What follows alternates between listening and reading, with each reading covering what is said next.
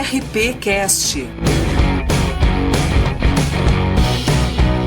O CRP Cast é o boletim sonoro de informações do Conselho Regional de Psicologia do Rio Grande do Sul e é voltado a todas, todos e todes profissionais da psicologia. Trabalha para orientar e fiscalizar o exercício da profissão de psicologia, sempre de forma transparente e atenta às causas importantes do seu segmento e antenada a tudo o que acontece no âmbito social, dentro e fora do Rio Grande do Sul. O CRP Cast é uma iniciativa inédita no âmbito regional, dirigida a essa categoria que constrói diariamente a realidade da psicologia em nosso país. A cada episódio dessa série, iremos destacar notícias, dicas e entrevistas.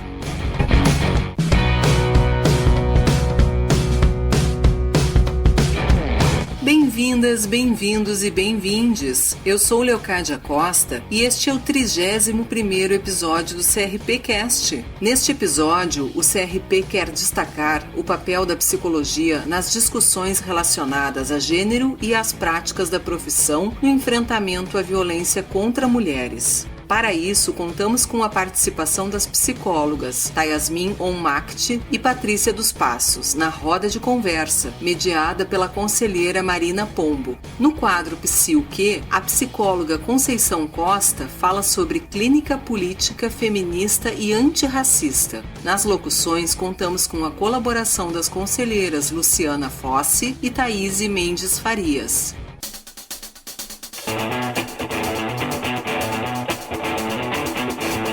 CRP destaca.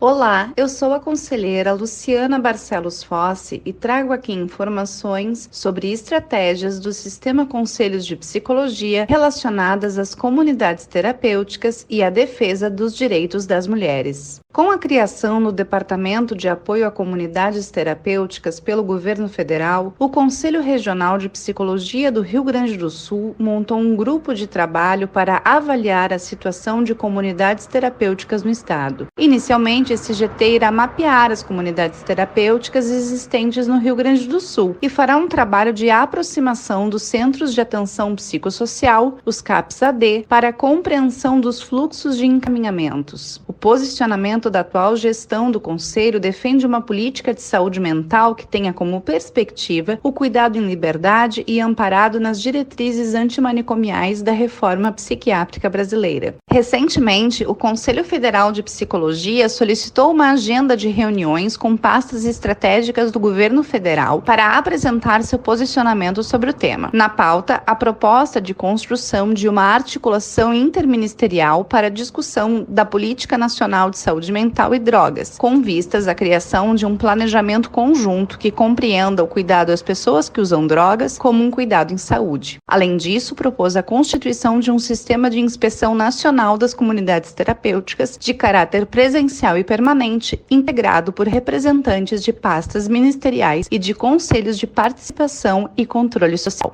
O Sistema Conselhos de Psicologia lançou uma carta-compromisso em defesa dos direitos das mulheres. O documento é fruto das reflexões e diálogos promovidos durante o Germinário Mulheres, Psicologia e Enfrentamento às Violências, realizado no final de 2022 durante o 6º Congresso Brasileiro Ciência e Profissão. O manifesto é constituído por 22 pontos que destacam a relevância de temas como o direito à vida de mulheres e crianças, direitos sexuais e reprodutivos, participação política e garantia de acesso e permanência aos espaços de representação e constituição da psicologia como ciência e profissão.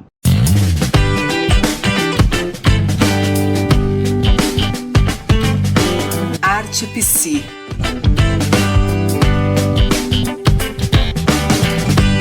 Olá, aqui é a conselheira Thaís Mendes Farias e apresento a vocês 2 dicas marcadas por histórias de mulheres no enfrentamento de preconceitos. A primeira dica é a série Manhãs de Setembro, disponível no Amazon Prime Video. A produção conta a história de Cassandra, interpretada por Lineker, uma mulher trans que trabalha como motogirl em São Paulo e que tem na música sua maior força. Ela precisou abandonar sua cidade para realizar seu sonho de se tornar cover de Vanusa, cantora brasileira que fez sucesso na década de 70. Após anos de muito sofrimento, Cassandra vive agora um momento de estabilidade. Ela consegue alugar um apartamento só seu e descobre o amor na figura de Ivaldo, interpretado por Tomás Aquino. Porém, tudo se complica quando sua ex-namorada reaparece com um menino que diz ser seu filho. A série, que está na sua segunda temporada, foi criada por Josefina Trota, Alice Marconi e Marcelo Montenegro. Além de Lineker, o elenco conta com a participação de Linda Quebrada, Elisa Lucinda, Seu Jorge, Samantha Schmutz, Ney Matogrosso e Martinalho.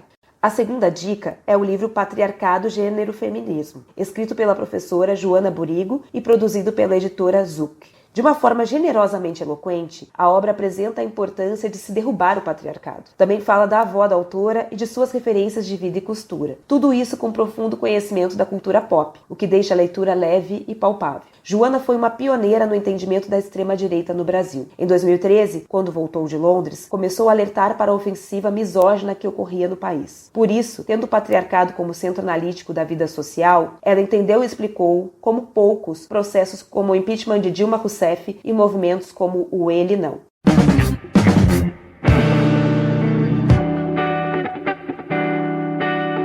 Psi o quê?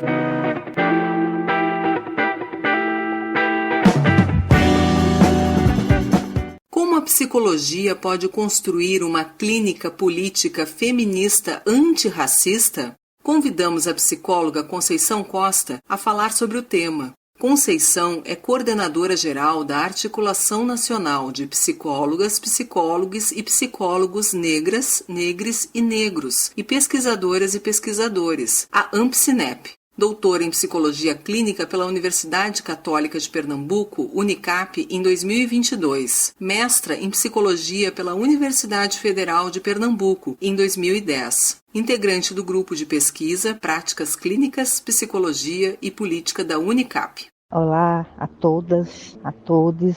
Eu sou Maria Conceição Costa, como já fui apresentada, mas todo mundo me chama e me conhece como Cessa Costa. Sou pesquisadora das relações raciais e, como psicóloga, pesquiso a psicologia clínica antirracista. Como é que a gente pode pensar uma clínica política feminista antirracista sendo uma construção da psicologia brasileira, né? É preciso pensar que a psicologia tem que primeiro se ver como uma psicologia, como uma ciência, como uma prática, como uma instituição não racista. Para isso, uma série de condições se faz necessária, né? Então, todas as entidades da psicologia brasileira precisam compreender sua responsabilidade frente ao tema, mas, sobretudo, além das entidades, sobretudo as entidades que regulam a profissão, composta e representada pelo sistema conselhos, a partir do Conselho Federal e dos Conselhos Regionais de Psicologia, né? Mas não só. Também, sobretudo, a partir da atuação prática, teórica e atuação ético-política cotidiana dos profissionais de psicologia. O que é que significa isso? Vivemos uma realidade no país extremamente racializado, desigual, em que as relações são extremamente difíceis. E quando nós pensamos a condição de alguns grupos, de algumas populações, de alguns coletivos, a gente começa a compreender como é que essa psicologia precisa se repensar cotidianamente. Primeiro, pensar uma psicologia feminista é compreender que não existe o termo gênero, não se aplica unicamente à mulher, mas às mulheres, porque nós somos diferentes e diversas. Existem muitas mulheres em condições muito diferentes no Brasil: as mulheres negras, as mulheres indígenas, as mulheres trans, as mulheres lésbicas, as mulheres idosas, as mulheres com deficiência, as mulheres brancas. Então, todas temos algumas condições que precisa a psicologia considerar, para a gente poder compreender como as opressões, as violações de direitos fazem as diferenças na vida dessas mulheres, né? Um exemplo evidente disso são as políticas públicas que precisam se voltar para o direito das mulheres, né? E precisam ser pensadas como políticas públicas, além de inclusivas, que reflitam a interseccionalidade, que é como nós conjugamos essas opressões que vão recair de modo diferente sobre essas diferentes mulheres, quando nós pensamos as condições de moradia, as condições de raça, as condições condições de classe, as condições de exercício de poder, as condições de trabalho, a falta de condições de trabalho, a necessidade de compreender que essas realidades elas são muito diferentes.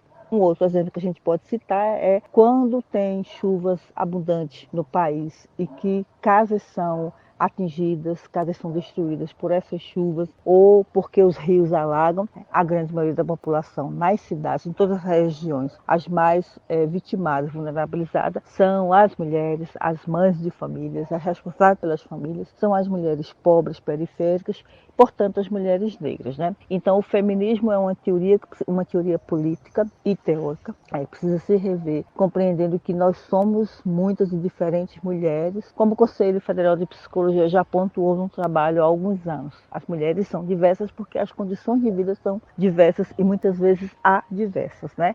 Então pensando uma clínica política feminista antirracista para dentro da psicologia, que é o meu campo de atuação, é justamente refletir o campo da desigualdade, das violações de direitos, como alcança as mulheres de modo diferente. Quando nós pensamos uma criança violentada, uma jovem, uma adolescente violentada, uma idosa, uma mulher adulta violentada, então a gente pensa as condições em que essas pessoas vivem e, sobretudo, as condições que são proporcionadas para resolver as suas dificuldades quando a gente está falando, por exemplo, de uma violação como essa, né? E para ser antirracista, toda a prática da psicologia precisa ser política, precisa ser uma prática voltada para a inclusão da maioria, mas pensando que essa maioria é uma maioria em desigualdade, como eu falei anteriormente. Então, uma clínica política feminista antirracista é aquela que considera, por exemplo, um diálogo que nós fazemos hoje, um debate na sociedade, que é, quando nós pensamos o Supremo Tribunal Federal, né, quando nós pensamos quem vai ser indicado para o Supremo Tribunal Federal, está na hora de indicar uma mulher negra, uma jurista negra, que entenda a realidade brasileira, né, que entenda as desigualdades da realidade brasileira. Né? Então, para isso, é importante refletir que a psicologia precisa estar também nesse debate, nessa mobilização nacional, em prol de pensar um Supremo Tribunal Federal que vai decidir a vida de muitas pessoas, também inclusivo e com um olhar que compreenda a realidade das mulheres e das mulheres negras e das mulheres periféricas, das mulheres trans, das mulheres com deficiência, enfim, as mulheres que não são esse conjunto unitário, ao contrário, né? São vários conjuntos para compreender a realidade dessas mulheres. Né? E uma clínica política feminista antirracista é uma clínica que ela está condicionada a compreender que a saúde mental das mulheres ela é caracterizada, ela é definida a partir da compreensão das condições da vida dessas mulheres. Então ela pensa que o racismo estrutura a sociedade, que o racismo é sistêmico, né? Mas que ele tem um jeito, um modo de atuar que é nas instituições e nas relações interpessoais. Então a clínica precisa considerar isso quando está refletindo, atuando, pensando a saúde mental das mulheres. Né? Então, quais as condições para essas mulheres terem seus filhos e irem trabalhar e deixarem seus filhos com segurança? Quais as condições de trabalho que essas mulheres têm? Então, isso precisa ser levado em conta quando a gente está pensando a saúde mental, e a clínica precisa refletir a saúde mental nesse viés político.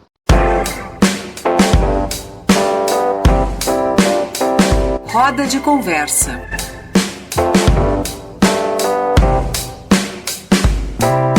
Para marcar o mês em que se comemora o Dia Internacional da Mulher, a roda de conversa deste episódio propõe uma reflexão. Como a violência contra as mulheres aparece em nosso cotidiano e de que forma a psicologia atua frente à opressão de gênero e às diferentes formas de silenciamento do sofrimento de mulheres?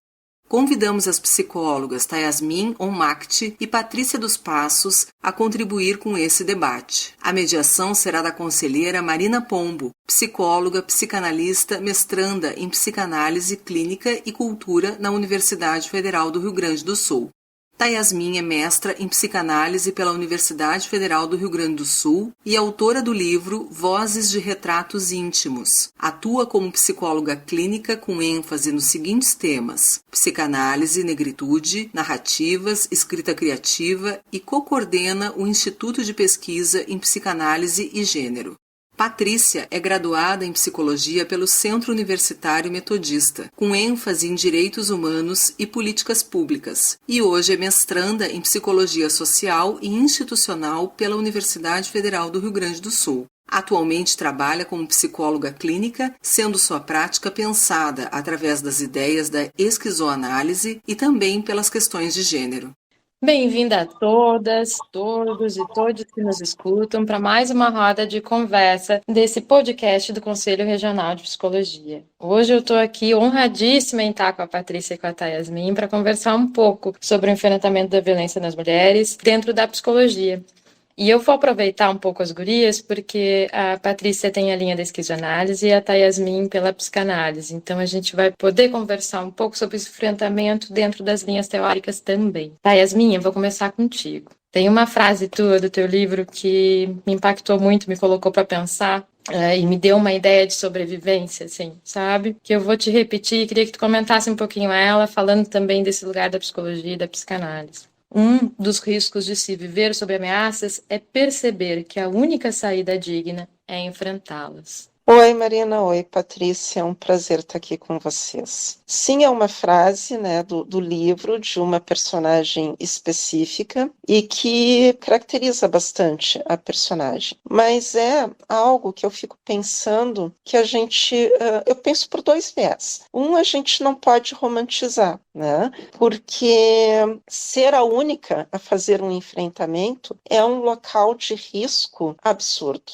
Por outro lado, o quanto é importante que o sujeito que tem, então, esse combate, né, que assume essa posição de combate, que ele possa ser reconhecido nessa potência. Né? E aí eu acho que entram muito das nossas práticas profissionais psis.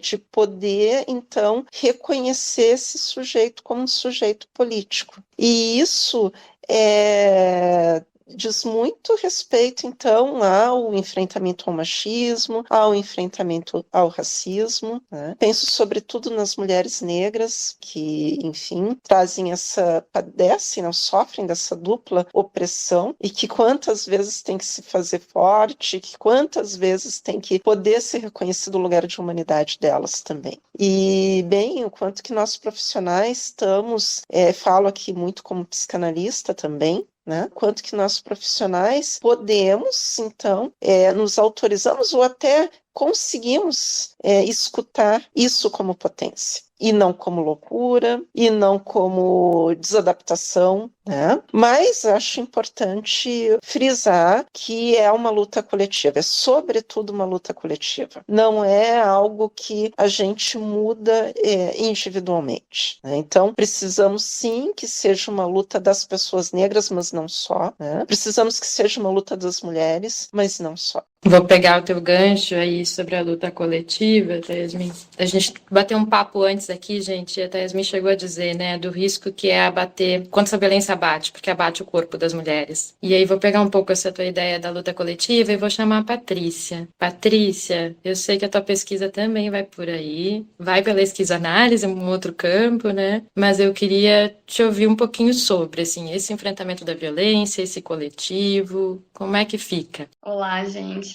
Me sinto bem alegre de estar aqui, né, Marina, Tayasmin, um prazer. E acho que esse assunto já, né, pegando esse gancho, assim, do processo coletivo de enfrentamento, né, das violências e também colocando muito a implicação da psicologia nisso, é um processo que ele precisa passar por todo mundo. Então, até para ir colocando essas diferenças, né, assim, no meu momento também de pensar essas coisas, né, acho que antes eu pensava muito mais como algo das mulheres, né, e dessa luta coletiva, e acho que hoje eu já estou em outro momento de ampliar isso, né, assim, para, alianças, né, e é isso que tem me convocado a pensar, assim, por esse caminho que eu estou indo na pesquisa. Mas acho que é muito importante, assim, né, já que eu penso muito em subjetividade, daí, né, pensando as questões da esquizoanálise, passei aí pela política de mulheres, né, do enfrentamento, e acho que, assim, se a gente não tiver o cuidado de estar pensando ali, como a Tayasmin falou, né, a nossa subjetividade, o quanto dela é atravessada por todas essas instituições, né, que são violentas, é muito fácil de rolar essa caída e essa reprodução de violência. Então, nesse momento aí dessa política, acho que falando agora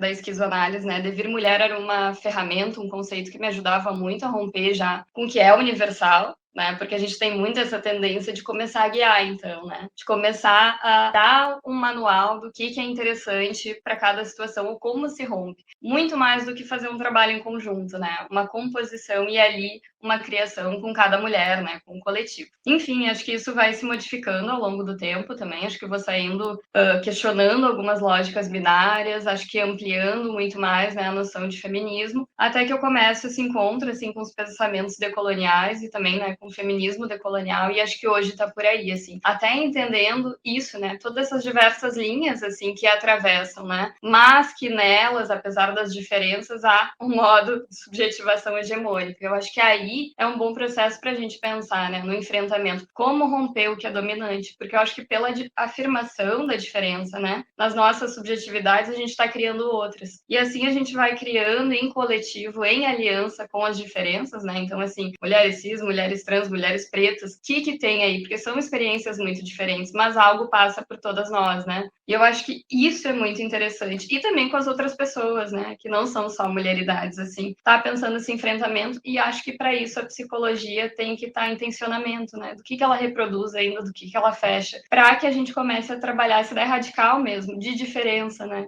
a diferença vai encontrar essa multiplicidade e, de repente, aí a gente vai tendo saúde, vai tendo outros processos, outros imaginários, outras relações, né? Então, assim, esses encontros têm sido muito importantes, né? Como a Yasmin falou, rompendo também com essas teorias, que, bom, muitas vezes elas não são caras, mas importadas, né? E ampliando, né? A Maria Lugones tem sido, a Geni, que é daqui, então, encontro muito potente para ampliar, acho que ainda mais, a luta dos nossos enfrentamentos, assim. Pegando um pouco a Patrícia, tá, Yasmin, vou voltar para ti. A gente estava falando um pouco antes também, a Yasmin trouxe a questão da colonialidade, né, desse, também como a Patrícia diz, dessa importação das teorias. E a gente sabe que a psicologia tem muito disso, e que se a gente não fizer a crítica, ela acaba reproduzindo violências. E aí queria te ouvir um pouco a respeito disso dentro da psicanálise, né, por ser um espaço de branquitude, por ser um espaço onde certas classes sociais não conseguem ter acesso, né, tem um pacto ali posto. E aí eu queria te ouvir, como é que é para ti isso dentro da teoria,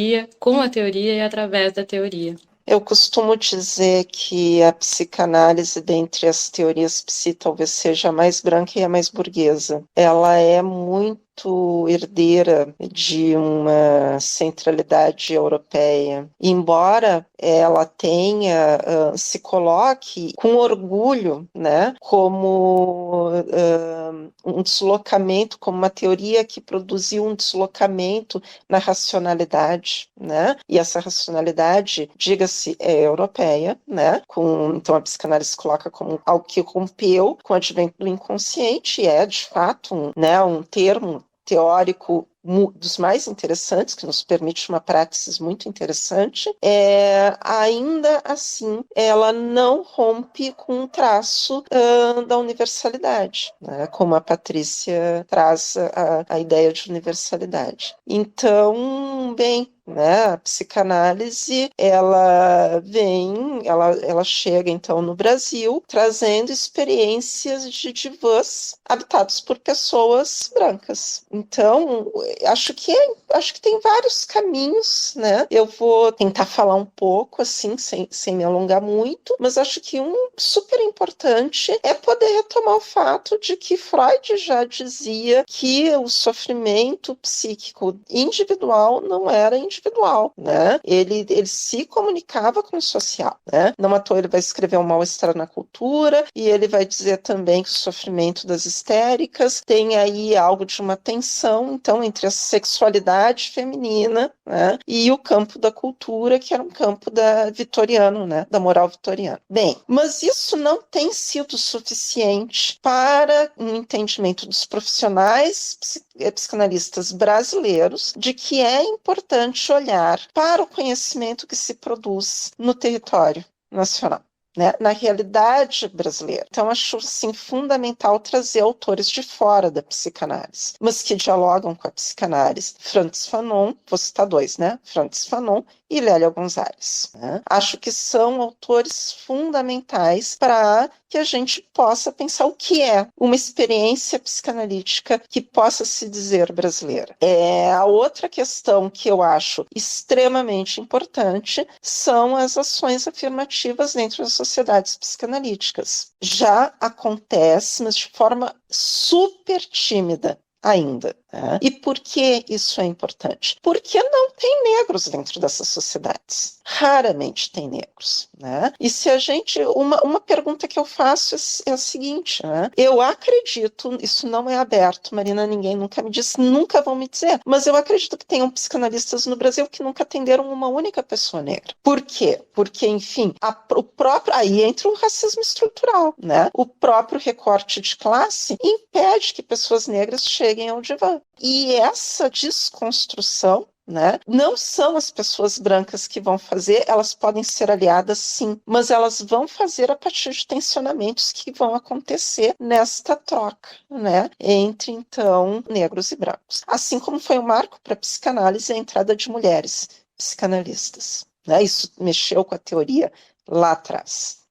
Agora que mulheres trans entrem para mexer com a teoria de novo, né? Porque está precisando. Adorei te ouvir, tá, Yasmin. Vou pegar teu gancho e vou para a Patrícia de novo, porque ela falou algo que me é muito familiar na escuta também, que alguma coisa desse mulher acaba se reconhecendo, assim. Por todas as diferenças que a gente tem, de privilégios, esse escopo todo que a gente estava falando de branquitude, do racismo, enfim, mas que tem algo que faz uma linha comum. E eu queria te ouvir, Patrícia, mais sobre isso. O que tu achou disso, assim, né? Por onde foi isso dentro da esquizoanálise, né, e na tua pesquisa? Sim, acho que é um ponto, assim, não que eu vá conseguir responder, mas poder refletir um pouquinho junto. Eu acho até que, de repente, se conecte ao que a Yasmin estava falando, né? Porque eu acho que, assim, hoje nesse encontro, então, com esse pensamento decolonial, dá para começar também, né? E mesmo na esquizoanálise. A esquizoanálise vem como esse algo que vai já questionar o universal, né? Tá muito alinhado aí com a psicossocial, entendendo toda essa produção de subjetividade. Mas o que eu entendo, a gente também tem que colocar em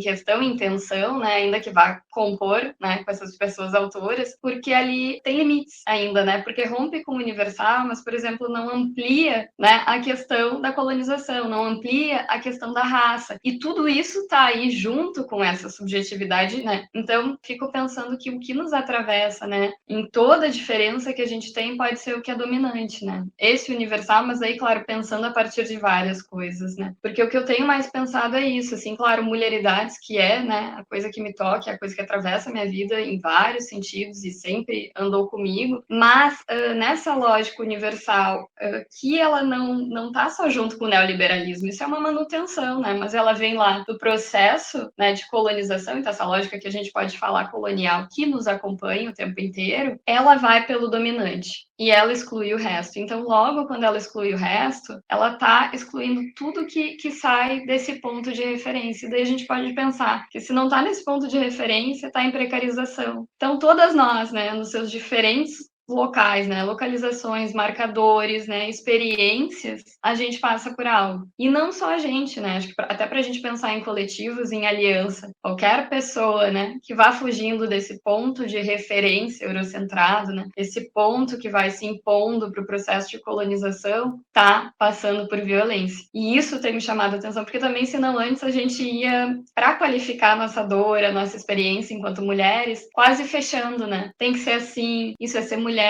isso é o que passa por todas nós. Na verdade, não tem uma única coisa, né? São diversas as coisas, né? E eu acho que é muito legal a gente ampliar isso. É a diferença. Nenhuma vai ter a mesma experiência, né? Ainda, por exemplo, na violência, né? Sim, quando a gente passa por uma questão de violência. Bom, é cada coisa diferente, mas ali, o que a gente acha de composição? O que a gente acha de uma linha que atravessa todas que rompem com esse dominante? Tenho pensado por aí, assim, né? E até, como a Yasmin falou, colocando em tensionamento a própria ideia da esquizoanálise, que também tem seus limites, né? Para a gente ampliar esse assunto, né? Ampliar esse pensamento, assim. Meninas, eu tô super feliz, eu queria conversar mais com vocês, né? Mas a gente tem um tempinho aqui da roda, então vou fazer um fechamento dizendo que, tentando juntar um pouco tudo isso que a gente falou, que eu fiquei pensando na Yasmin e na Patrícia, e o quanto esse silenciamento da mulher vem sim por esses lugares pré-ditos, mas também por esses lugares de privilégio que algumas mulheres podem ocupar e outras não. Então são várias formas de violência, né?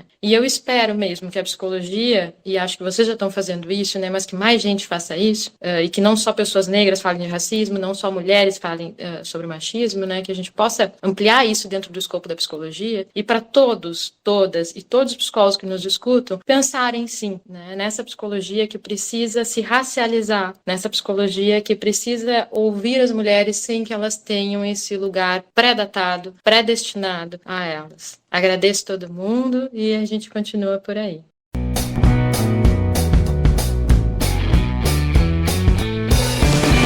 Esperamos que tenham gostado do 31º episódio do CRP Cast. A série de episódios estará disponível nas plataformas Spotify, Deezer e canal de YouTube do CRPRS. Convidamos vocês para conhecerem o nosso site www.crprs.org.br e seguirem as nossas redes sociais no Instagram, Twitter, Facebook e LinkedIn, mantendo assim a nossa conexão virtual em dia. Contamos com a sua escuta no próximo CRPcast, com novos temas e assuntos sintonizados sempre com você. Um tchau para todas, todos e todes e até breve!